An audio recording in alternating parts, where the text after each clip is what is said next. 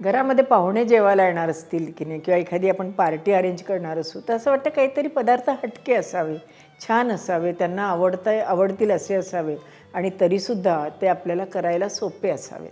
आपण आता दर रविवारी जे 1 वाजता व्हिडिओज अपलोड करतो आहे त्याच्यामध्ये असे हटके, हॉटेल स्टाईल किंवा पार्टीला योग्य असे पदार्थ आपण अपलोड करणार आहोत आणि ही सिरीजसुद्धा सगळ्यांना खूप आवडते.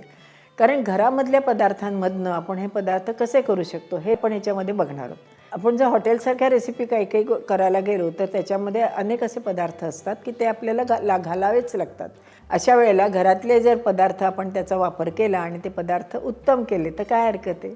आणि हेच आपण सगळ्या आपल्या रविवारच्या व्हिडिओमध्ये बघणार आहोत. चला, आजची रेसिपी काय असेल ओळखा बरं. आजची रेसिपी एक स्टार्टर आहे आणि ते स्टार्टरसुद्धा अतिशय वेगळं, चवदार आणि सहसा केलं जात नाही असं स्टार्टर आहे. नेहमीसारखं करायला सोपंच आहे पण अतिशय नाविन्यपूर्ण आहे. त्या स्टार्टरचं नाव आहे दही के कबाब. सुटलं की नाही तोंडाला पाणी, कारण इतके उत्तम लागतात.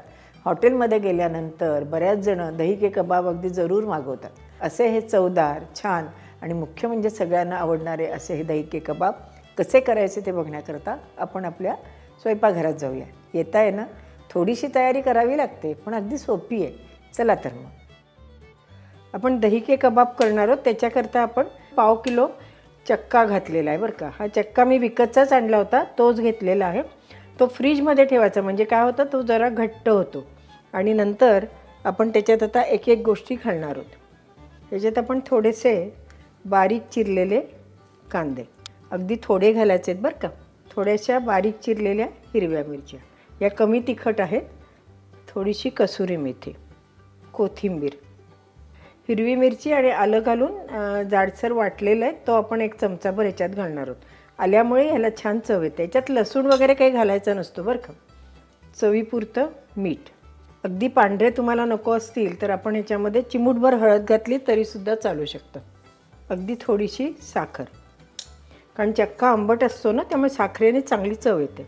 आपण 2 चमचे ह्याच्यात काजूचा चुरा घालणार आहोत. 1 चमचाभर ह्याच्यात आपण बेदाणे घातलेत. छान चव यायला पाहिजे ना म्हणून या सगळ्या एक एक गोष्टी आपण ह्याच्यामध्ये घातल्या. आता आपण ह्याच्यामध्ये पनीर किसून घालणार आहोत. साधारण 100 ग्रॅम आपण ह्याच्यामध्ये पनीर घालणार आहोत. अर्थात पनीरचं प्रमाण कमी जास्त झालं तरीसुद्धा चालू शकतं. ते आपलं पनीर झालेलं आहे किसून. चक्का आणि पनीर विकत आणलं की बाकी सगळ्या गोष्टी आपल्या घरात असतात. आता ह्याच्यात आपण 2 चमचे डाळीचं पीठ घातलं. डाळीच्या पिठाच्या ऐवजी कॉर्नस्टार्च घातला तरीसुद्धा चालतं पण सर्वसाधारण सगळ्यांकडे डाळीचं पीठ असतं म्हणून मी डाळीचं पीठ घातलं. तुम्ही कॉर्नस्टार्च घातला तरीसुद्धा चालू शकतं. आता हे सगळं आपण एकत्र करून घेऊयात. चक्का किती म्हटलं तरी थोडासा ओलसर असतो ना म्हणून आपण ह्याच्यामध्ये थोडं डाळीचं पीठ घातलं. आता हे सगळं आपण चांगलं एकत्र करून घेऊयात. डाळीच्या पिठाच्या ऐवजी कॉर्नस्टार्च घातला तरीसुद्धा चालू शकतं. आणि ही मुख्य म्हणजे सांगू का की ही शाही डिश असूनसुद्धा अत्यंत झटपट होणारी आहे आणि पाहुणे यायच्या आधी 10 मिनटं केली तरीसुद्धा चालू शकते. आता पुढे काय करायचं ते आपण बघूया. आता हे आपण शॅलो फ्राय करून घेणार आहोत. काही जण हे तळतात सुद्धा पण मला जास्त शॅलो फ्राय आवडतं. पाण्याचा आपण हात लावायचा आणि नंतर असा हा कबाबचा याला आकार द्यायचा.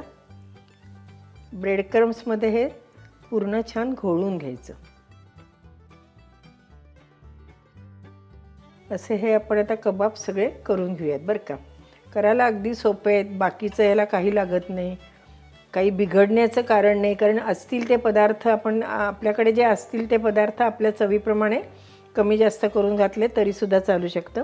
ह्याच्यात मी थोडेसे चिली फ्लेक्स पण घातले ते आहे की नाही. आज आपण ब्रेड क्रम्स घेतलेत पण तुम्ही शेवया असतात की नाही आपल्या त्याचा चुरा करून तो जरी वरनं लावला तरीसुद्धा चालू शकतं. चला आता आपले हे छान तयार करून झालेत. आता आपण हे शॅलो फ्राय करून घेऊयात. ह्या पॅनमध्ये असं साधारण एक अर्धी पाऊण वाटी तेल घातलेलं आहे. तेल आपलं गरम झालं आहे. त्याच्यात आता आपले हे आपण कबाब टाकणार आहोत. गॅस अगदी लहान करायचा आहे. हळूवार पद्धतीने आपल्याला हे उलटे करावे लागतील बरं का.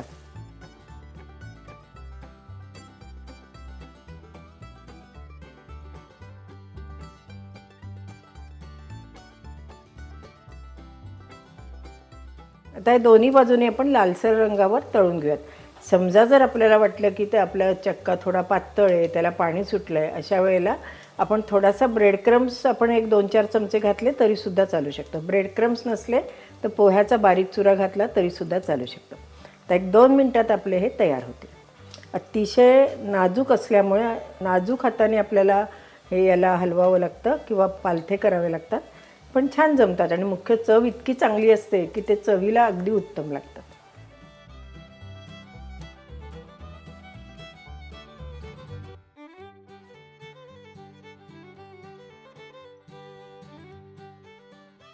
आहे की नाही, बघितल्यावर वाटलं की नाही तुम्हाला सुद्धा काय सोपी तर रेसिपी आणि खरंच सोपी आहे। तुम्ही नक्की एकदा करून बघा आणि मला अभिप्राय द्यायला विसरू नका। आणि तुम्हाला हॉटेल स्टाईल किंवा अशा पार्टीजना कुठल्या कुठल्या रेसिपी पाहिजे तेही मला आपल्या अभिप्रायामध्ये कळवा।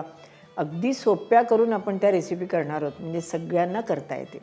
अशाच छान छान हॉटेल स्टाईल रेसिपी बघण्याकरता अनुराधा चॅनलला लाईक करा, शेअर करा आणि सबस्क्राईब करा। आणि हो, रविवारचे व्हिडिओज बघायला विसरू नका। धन्यवाद।